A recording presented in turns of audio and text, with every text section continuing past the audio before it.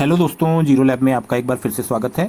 Mask को दोबारा से प्रयोग करने से पहले हम लोग उसको साफ करते हैं, यानी उसको सैनिटाइज करते हैं। कुछ लोग क्या करते हैं, पानी और साबुन से उसको धुल के दोबारा से प्रयोग करते हैं, जबकि कुछ लोग सोचते हैं कि इसको अल्कोहल से धुल दें तो हम दोबारा से इसको प्रयोग कर पाएंगे और ये हमारा पहले की तरह काम करेगा। मैं आपको यही इस वीडियो में बताने वाला हूँ कि इन तरीकों से साफ करने से मास्क जो है हमारा कितने % सुरक्षित रहता है, कितने % उसकी फिल्ट्रेशन क्षमता जो है वो गिरती है। यहाँ पे ये सारा कुछ डिटेल में हम जानेंगे। और दूसरी चीज, मैं मास्क को आपको सही से सैनिटाइज करने का प्रोसेस जो है वो आपको इजी प्रोसेस इस वीडियो में बताने वाला हूँ। यहाँ पे जो मास्क है, मास्क को क्लीन करने का जो प्रोसेस है उसको समझने से पहले हम लोग एक मास्क कैसे बनता है इसको समझ लेते हैं। बिल्कुल सिंपल सी भाषा में मैं आपको समझाने का प्रयास करूंगा। हालांकि अपना चैनल इस विषय में नहीं है, लेकिन ये जो टॉपिक है, ये टॉपिक आज के हिसाब से जरूरी है, हम लोगों को जानना इसके विषय में चाहिए। तो यहाँ पे मास्क जो है ये इलेक्ट्रोस्टैटिक सामग्री से बनाया जाता है। ये एक तरह की जाली होती है, यानी मैश होता है, और इसमें छिद्र होते हैं जो कि हानिकारक बैक्टीरिया या वायरस या डस्ट पार्टिकल को रोकते हैं हमारी श्वास तंत्र में जाने से।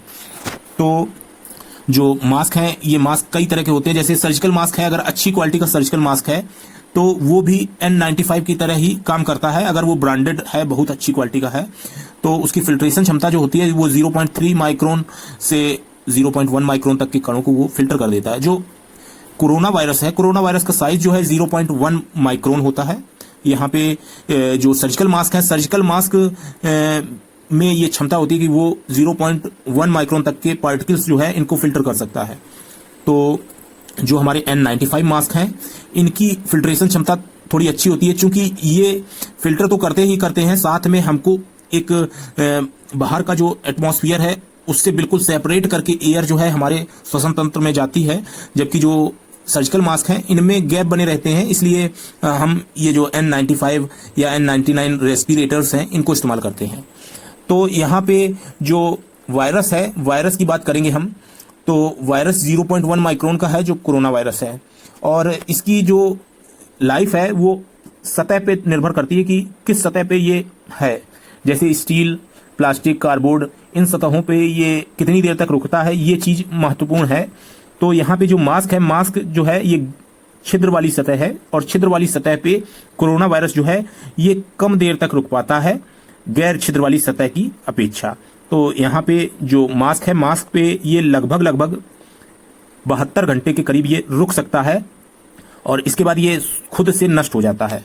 तो यहाँ पे जो मास्क है, मास्क को अगर हम पानी और साबुन की सहायता से धोते हैं तो मास्क की जो इफिशिएंसी है वो कम हो जाती है। जैसे N95 या N99 मास्क हम मान के चलते हैं N99 मास्क है हमारे पास, जिसकी 99% इफिशिएंसी है फिल्टर करने की।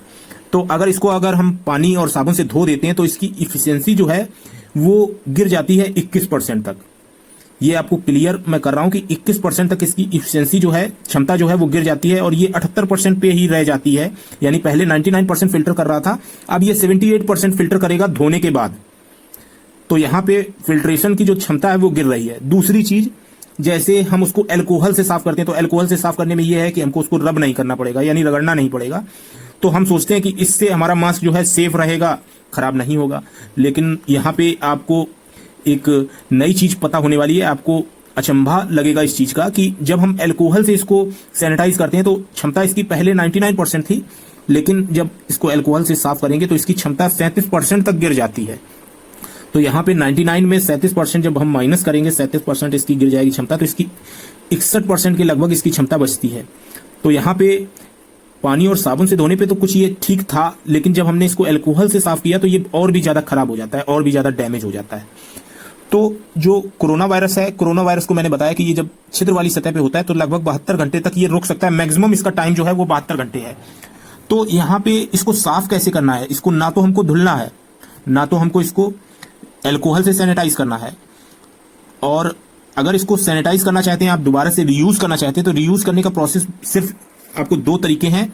अगर आपको जल्दी इसको इस्तेमाल करना है तो उसका तरीका अलग है, और अगर आप कुछ टाइम दे सकते हैं तो उसका प्रोसेस अलग है। जैसे आपके पास टाइम है, आपके पास 4 या 6 मास्क हैं, तो आप एक काम कर सकते हैं, इसको टेम्परेचर जो रहेगा वो 40 डिग्री सेंटीग्रेड रहेगा। 40 डिग्री सेंटीग्रेड टेम्परेचर अगर रहता है तो ये जो वायरस है, ये वायरस 48 आवर्स में खत्म हो जाता है। लेकिन अगर हम इसको 72 आवर्स के लिए 40 डिग्री टेम्परेचर पे रखें तो ये पूरी तरीके से खत्म हो जाएगा, हम बिल्कुल 100% श्योर हो जाएंगे। तो इसको आप सुखा सकते हैं, सुखाना ही सबसे अच्छा तरीका है। दूसरा तरीका है इसको सैनिटाइज करने का, कि हम इसमें अल्ट्रावायलेट सी रेडिएशन जो है उसके संपर्क में इसको रखें। तो इसके लिए मैंने एक डिवाइस बनाई थी, उसका आप प्रयोग कर सकते हैं। ये सारी चीजें जो मैंने आपको बताई, ये रिसर्च के परिणाम हैं जिनको मैंने सर्च करके आपके साथ साझा किया है। तो अल्ट्रावायलेट सी टाइप रेडिएशन जो होता है ये डीएनए और आरएनए को ब्रेक कर देता है, यानी तोड़ देता है। तो जो अल्ट्रावायलेट सी टाइप रेडिएशन वाली डिवाइस है, इसको आप अगर बनाना चाहें तो इसका लिंक जो है मैं वीडियो के डिस्क्रिप्शन में छोड़ दूंगा। वहां पे आप उस वीडियो को देख के ऐसी डिवाइस बना पाएंगे, और जो कि आपके मास्क को क्लीन कर देगी और बहुत कम टाइम में, ये लगभग 2 मिनट आप इसमें रखेंगे अपना मास्क, तो वो मास्क जो है फुल्ली सैनिटाइज हो जाएगा और आप उसको दोबारा से प्रयोग कर पाएंगे, और मास्क डैमेज भी नहीं होगा। यहाँ पे मेन जो हमारा पर्पज है कि मास्क हमारा डैमेज नहीं होना चाहिए। तो आशा करता हूं कि इस वीडियो में आपको बहुत सारी जो आपकी कंफ्यूजन थी मैंने क्लियर किया है, और इस वीडियो को आप जरूर अपने दोस्तों के साथ साझा करिए, और जिससे कि उनको भी इस विषय में जानकारी हो सके। मैं यही कोशिश करता हूं कि ज्यादा से ज्यादा लोगों को जो जानकारी है, सही उचित जानकारी वो दे सकूं। तो आज की वीडियो में इतना ही। Thanks for watching, have a nice day.